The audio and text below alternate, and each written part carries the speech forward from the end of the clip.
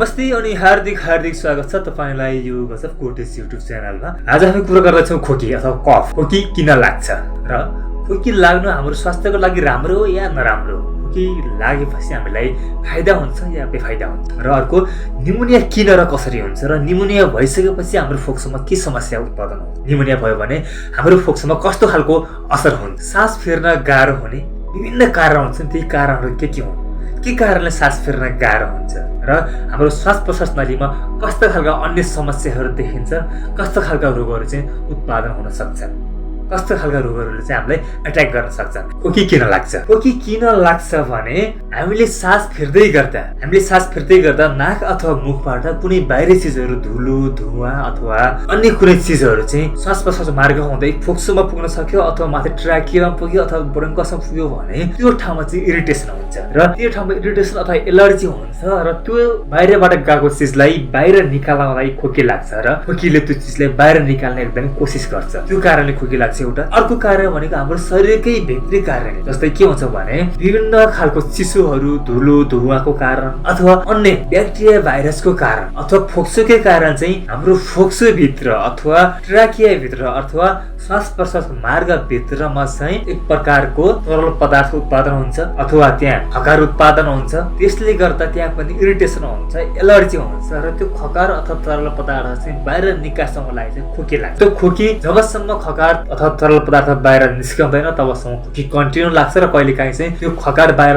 ननिस्केको कारणले लामो समयसम्म एकदम डर खोकी लाग्छ। त्यसले गर्दा छाती दुख्ने अथवा निमोनियासम्म हुन सक्छ अथवा त्यहाँभित्र मांसपेशीहरू भित्रको पार्टहरू चाहिँ च्यातिने, त्यहाँ टियर हुने, त्यहाँ ब्लिडिङ हुने समस्याहरू पनि बढ्न सक्छ। अब यो पिक्चर हेरेर, यो फोटो हेरेर फोटोमा के कुरा गरौँ? यो हो ट्र्याकिया देखिएको, यो हो ट्र्याकिया भन्दा मुले अलि मुनिपट्टि आइसकेपछि ब्रोन्कस आयो, त्यसपछि ब्रोन्क्युल्स आयो, त्यसपछि मुनिका सानो नलीहरू छन्। यो नलीहरू त्यसलाई चाहिँ यतापट्टि जुम गरेर देखाएको छ, यस्तो खालको हुन्छ। भित्र हावाको थैली, यो हावाको थैलीले भन्छ एल्भियोलाई। यो एल्भियोलाईसम्म पुगिसकेपछि यहाँ आइसकेपछि अब यहाँ हामीले लिएको सास जुन हावा हुन्छ, अक्सिजन त्यहाँ पुग्छ र हाम्रो मुटु हार्टको मार्फत चाहिँ ब्लड त्यहाँ आउँछ र त्यो ब्लड अब त्यहाँ आइसकेपछि हामीले लिएको हावा उसले भित्र लिएर जान्छ। उसले भित्रबाट लिएको कार्बन डाइअक्साइड चाहिँ बाहिर फाल्छ। यहाँ साटासाटो हुन्छ। यो एल्भियोलाईमा त्यो कार्बन डाइअक्साइड र अक्सिजन साटासाटो हुन्छ र त्यसपछि त्यहाँ भएको अक्सिजन चाहिँ रगतले बोकेर मुटुतर्फ लान्छ भने त्यहाँ भएको कार्बन डाइअक्साइड चाहिँ फेरि एल्भियोलाईले बाहिर पठाउँछ। फेरि यही श्वास मार्गमा हुँदै यही ब्रोन्क्युलस, ब्रोन्कस अथवा ट्र्याकिया हुँदै नाक मुख हुँदै चाहिँ बाहिर आउँछ कार्बन डाइअक्साइड। यो प्रक्रियामा के हुन्छ भने कुनै कारणले चाहिँ कुनै पनि कारण ब्याक्टेरिया, भाइरस अथवा अन्य कुनै कारण अथवा बाहिरी कारणले गर्दा चाहिँ त्यहाँभित्र एलर्जी हुन्छ, इरिटेसन हुन्छ, त्यहाँभित्र खकार उत्पादन हुन्छ, त्यहाँभित्र अन्य तरल पदार्थ उत्पादन हुन्छ। त्यसले गर्दा सास फेर्नमा कठिनाइ हुन्छ, सास सजिलै भित्र बाहिर गर्न पाउँदैन र त्यहाँ इरिटेसन हुन्छ। इरिटेसन भइसकेपछि चाहिँ त्यो खकार अथवा बाहिरी चिज होस् अथवा कुनै पनि चिज चाहिँ बाहिर निकास्नको लागि चाहिँ खोकी लाग्छ, ताकि सास फेर्न सजिलो होस्, सासलाई हावाले आवाज जवत गर्न सजिलो होस् भन्नको लागि चाहिँ त्यो खोकी लाग्छ र खोकी मार्फत चाहिँ त्यो भएको चिजहरू चाहिँ बाहिर निस्कन सकोस्।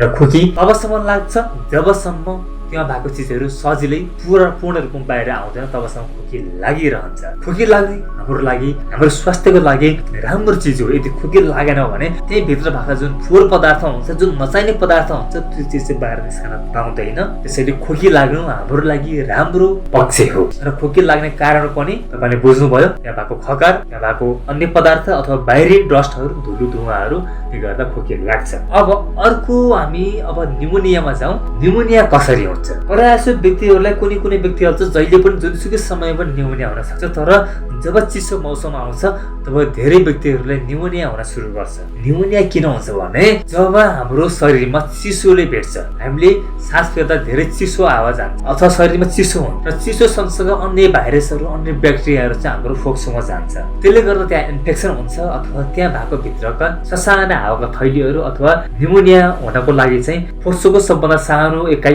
एल्भियोलाईहरूमा चाहिँ सुनिन थाल्छ। त्यो भनेको तपाईँले मैले देखाएँ, यो पार्ट हो फोक्सोको सबभन्दा सानो पार्टलाई जुम गरेर देखाएको छ। यो नर्मल अवस्था हो। नर्मल अवस्थामा यस्तो हुन्छ थैलीहरू। यो थैलीहरू यस्तो हुन्छ, यहाँ सजिलो हावा पास हुन्छ र त्यो हावा अक्सिजन र कार्बन डाइअक्साइड सजिलै एक्सचेन्ज हुन पाउँछ। फोक्सोको एल्भियोलाई अथवा प्यारान्काइमा सुनियो भने यस्तो खालको हुन्छ र यो अवस्थामा चाहिँ यहाँभित्र तरल पदार्थ उत्पादन हुन्छ। धेरै अवस्थामा लामो अवस्थासम्म भइसक्यो भने पिपहरू उत्पादन हुन्छ, खकार उत्पादन हुन्छ, जसले गर्दा सजिलै हावालाई चाहिँ एक्सचेन्ज हुन, अक्सिजन र कार्बन डाइअक्साइडलाई चाहिँ एक्सचेन्ज हुन साटासाट हुन पाउँदैन, जसले गर्दा सास फेर्न गाह्रो हुन्छ, शरीरलाई अक्सिजन पुग्दैन।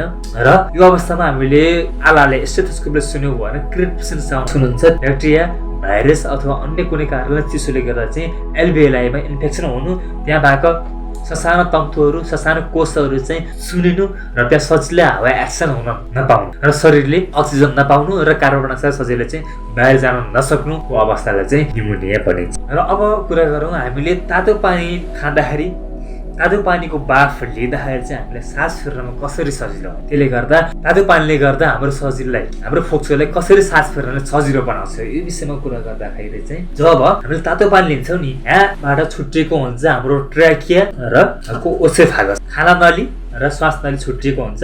त्यो खाना नली भन्दा माथिको, त्यो छुट्टिने पार्टभन्दा माथिको पार्ट एउटै हुन्छ, त्यहाँसम्म चाहिँ हामीले तातो पानी खायौँ भने त्यहाँ भएको फोहोर पदार्थ, त्यहाँ भएको डस्टहरू, त्यहाँ भएको चिल्लोहरू पानीले बगाएर लैजान्छ, पखालेर लैजान्छ। र अर्को कुरा त्यहाँ भएको, त्यहाँ अवस्था त्यो ठाउँमा पनि सुनिएको हुन्छ, इरिटेसन भएको हुन्छ, एलर्जी भएको हुन्छ, त्यो अवस्थामा पनि तातो पानीले चाहिँ केही सजिलो र केही सहज बनाउँछ, किनकि त्यो चिसोले गर्दा एलर्जी भएको हुन्छ। तातो पानी खाँदा त्यहाँ सजिलो हुन्छ। र बाफ लिँदाखेरि तलपट्टि जुन ट्र्याकिया छ, जुन खाना नली र श्वास नली छुट्ने ठाउँ छ, त्योभन्दा मुनिको ठाउँमा आइसकेपछि चाहिँ त्यहाँ पानी त पुग्न सक्दैन।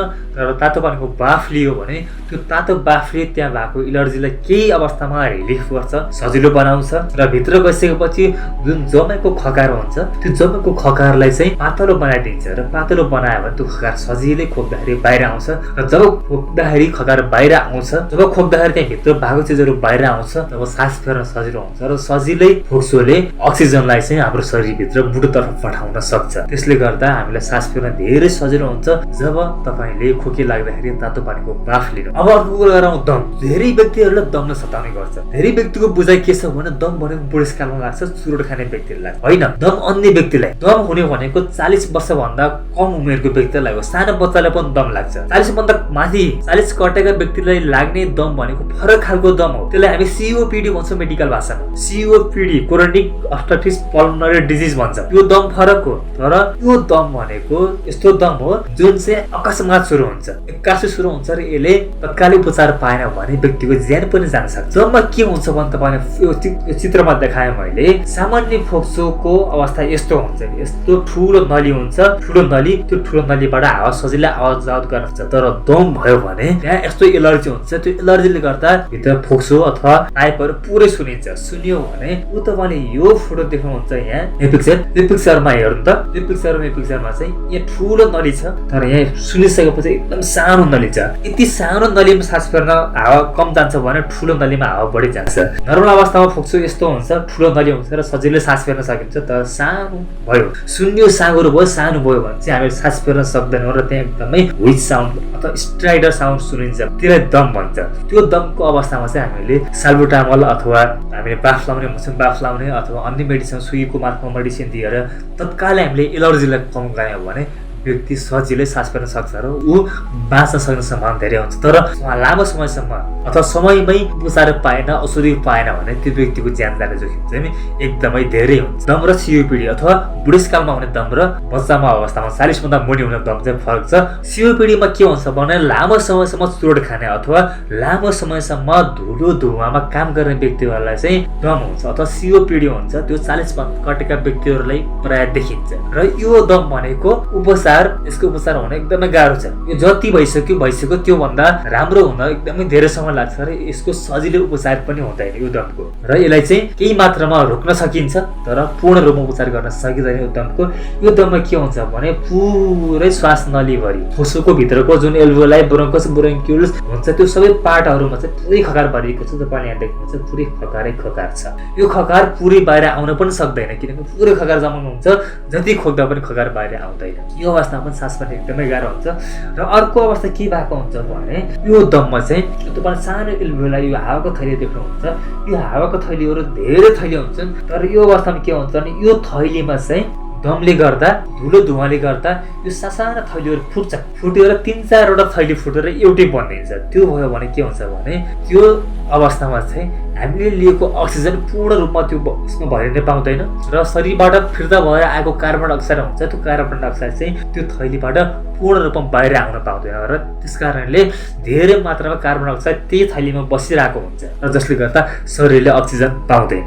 सजिलै अक्सिजन र कार्बन डाइअक्साइड साटासाट हुन पाउँदैन र पूर्ण रूपमा अक्सिजन भित्र जान पाउँदैन र पूर्ण रूपमा कार्बन डाइअक्साइड पनि बाहिर आउन पाउँदैन जसले गर्दा शरीरमा अक्सिजनको कमी हुन्छ र सास फेर्न गाह्रो हुन्छ। अर्को धेरै मात्रामा खोकी लाग्छ किनकि फोक्सोभरि पुरै खकारे भरिएको खकारे देख्नुहुन्छ पुरै खकारे भरिएको हुन्छ।